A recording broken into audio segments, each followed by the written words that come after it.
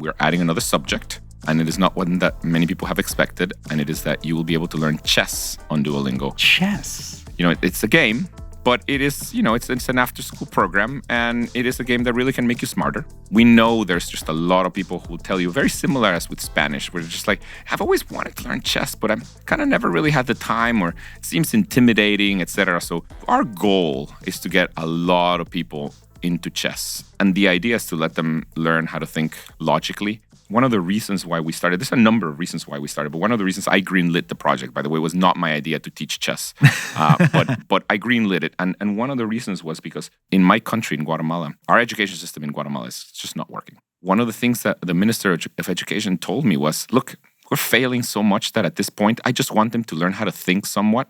So you know what we're going to do? We're going to start teaching them chess. Because it's at the very least, they learn how to think logically. Learn how to think. And that's the thing about chess. It lets you learn this kind of if-then-else statements. If I move here, you will do that, and then I'll do that. And then, so it just really gets you to think logically. And so we're pretty excited about it.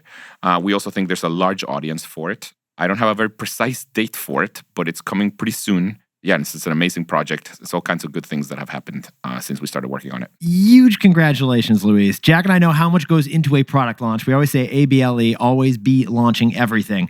Can you tell us how this began beyond that insight from Guatemala? Like internally as a team, how did you guys build this? How did you choose chess? There's a number of things that happen, but in terms of how we chose chess, we're looking for subjects to teach that have very large audiences. I mean, hundreds of millions of people want to learn them. Chess, I believe, is one of those things. We also are looking for things that will somehow make you smarter, that we actually really want you to, improve yourself. And we're also looking for things that take years to learn. We're not so interested in things that you can learn in like a month. Then we'll lose you as a user. So we want to do years to learn. And chess is something that you can really get better at for years. So you're looking at for something where there are a lot of potential players or a lot of potential users, where there's an opportunity to learn, and it's going to take a long time to learn. This is the things that we're looking at. And one other thing that we can do a good job with a mobile product. Okay. Yeah, so swimming wouldn't work. A lot of people want to swim. Yeah. And chess is perfect for a mobile. So all of those things were true. Then what happened was we have a person internally who we love. His name is Tyler Murphy. He's been here forever, and he's started a lot of really our major initiatives. Tyler came to me and he said, I want to do chess. And, I went through the list and I'm like, it satisfies everything that we want. It checks every box. Let's do this. And so Tyler started working on chess with this other guy, Edwin, two very long-time employees at Duolingo. And neither of them is an engineer. Tyler's a designer and Edwin's a product manager.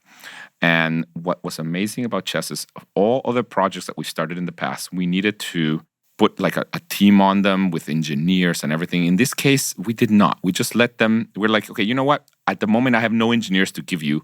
You figure it out. Side hustler. And what they did is they basically started messing with large language models. And for the first several months, they made an entire chess course through large language models, no engineering required. But they came to me with prototypes that they had made, even though these people are not engineers, of like how to learn chess on Duolingo. And it was just the two of them, and it took them a few months. Now, of course, by now we're about to launch. We now have a team that has actual engineers to put the stuff in the app, etc. But for the first several months, normally we would have put a much larger team. It would have taken us much longer. But this really is a case that with large language models, we were able to do this really fast, actually. So two non-engineers plus AI have led to the next big Duolingo launch, chess, that you're now all in on. 100%. That is what happened. Again, I do want to emphasize, we now have engineers and a team and everything. But this is, this is what happened for the first, call it, 6 months. How big a bonus are you going to give Tyler and Edwin? Why'd you ask that?